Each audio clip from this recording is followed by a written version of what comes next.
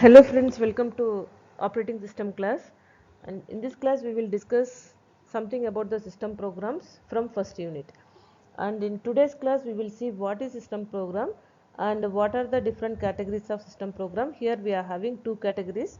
First one is simple and second one is complex system programs. So under this complex system programs we are having file management program, status information, file modification, programming language support, program loading and execution, communication and background services. So these are the different system programs which are used by the operating system.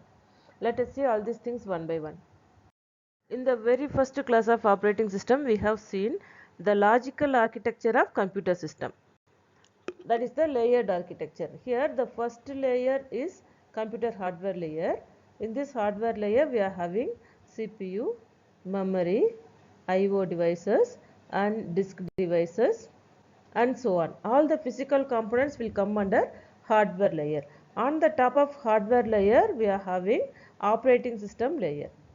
Operating system is very important to interact with the hardware, and on the top of operating system only we are having the programs.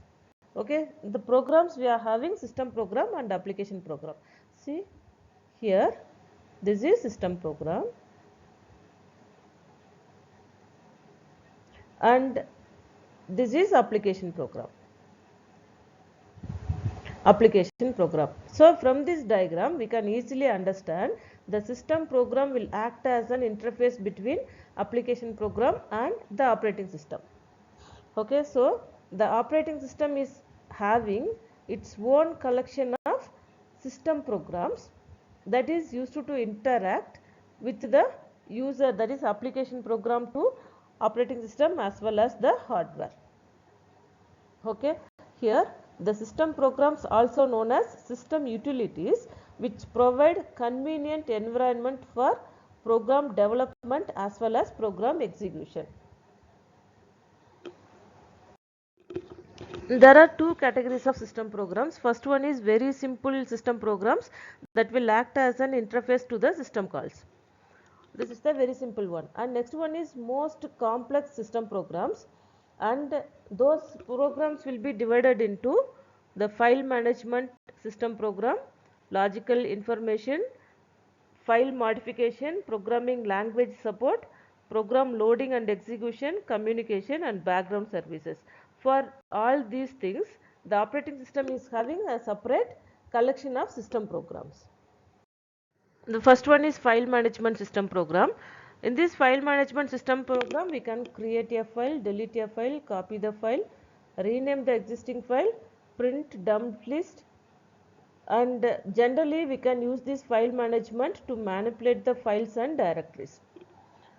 And the folder option is very good example for file management, that is the file explorer.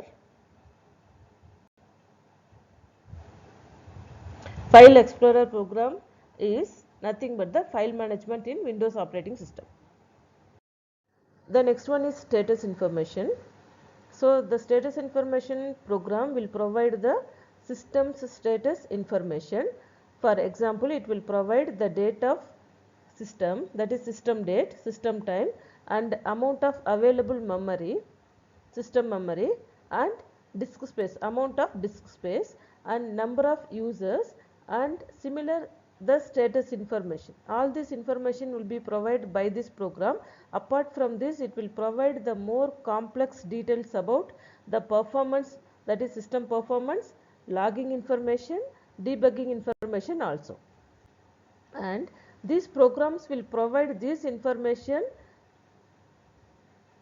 and print the output to the terminal, that is the information will be displayed to the terminal or other output devices like printers or files or any other display, that is the monitor, in a window of graphical user interface, that is Windows operating system. And the system also support the registries. The registries used to store and retrieve the configuration information, that is system configuration information, config info. Okay, so for storing all these things we can use these registries. The next one is file modification system program. File modification means the content of file will be modified by using the system program. Here we can use the text editors.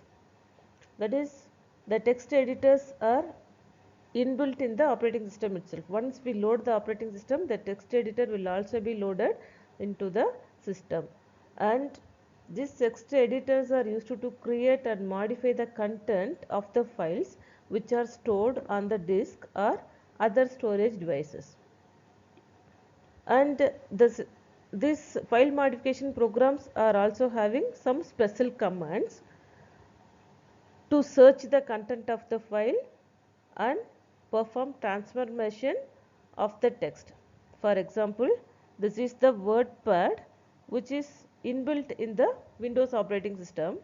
So here we can create a document and the content can be, that is the font can be changed, size, font size and bold, italic. So these are all commands. Everything are commands. And these commands will be inbuilt in this WordPad. WordPad is a file modification program which is inbuilt in the operating system itself. To develop an application, we can use the programming languages. So to support programming language, we required assemblers, compilers, debuggers and interpreters. So these are some of the common system programs which are used for the programming languages like C, C++, Java, Perl and etc. And these supporting programs are provided by sometimes the operating system itself, or we can download separately for these programming languages in our computer system. Once the program is assembled or compiled, it must be loaded to the memory to execute. Without loading, we cannot execute that particular program. And the system provides absolute loader, relocatable loaders, linkage editors and overlay loaders for loading the program into main memory, and debugging system for either high level languages or machine level languages, which are also needed as well. Okay, if there is any error in the program, we require debugging system. The next one is communication, which provides the mechanism for creating virtual connections among processors, users, computer systems. Here two processors may be connected to each other, or two users may communicate to each other, or two computer systems may be connected to each other to share information or the resources. To share the information or resources, the communication is very important. So the communication will be takes place between the processors or between the users or between the computer systems. And the computer systems allow the user to send messages to one another's screen, browse the web pages and send the email messages, to log in remotely, or to transfer the files from one machine to another machine. So these are the different types of communication which may be taken place by using the communication program. The next one is background services. Here all general purpose systems which are having methods for launching certain system programs, processes, that is system program processes at boot time itself. So once you switch on the system, the operating system will launch so many general purpose system programs, and some of these processes that will terminate after completing the task. Some of the program will be terminated after completing the task, and some of the programs will continue until the system is halted or shut down. Because the programs will be continuously running, and constantly running system programs processes are known as services. or subsystems. Common system programs, that is, apart from system programs that we have seen up to this, most of the operating systems are supplied with common system programs which are useful to solve common problems or common operations.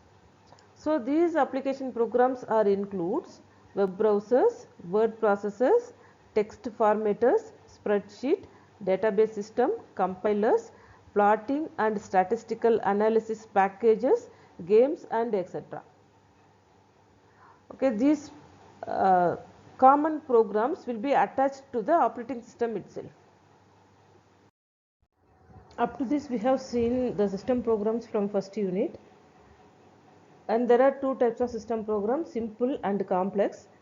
Under this complex we are having so many categories of system program. First one is file management, status information, file modification, programming language support, program loading and execution, communication and background services.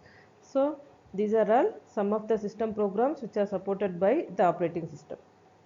And in the next class we will see another important topic from first unit. Thank you.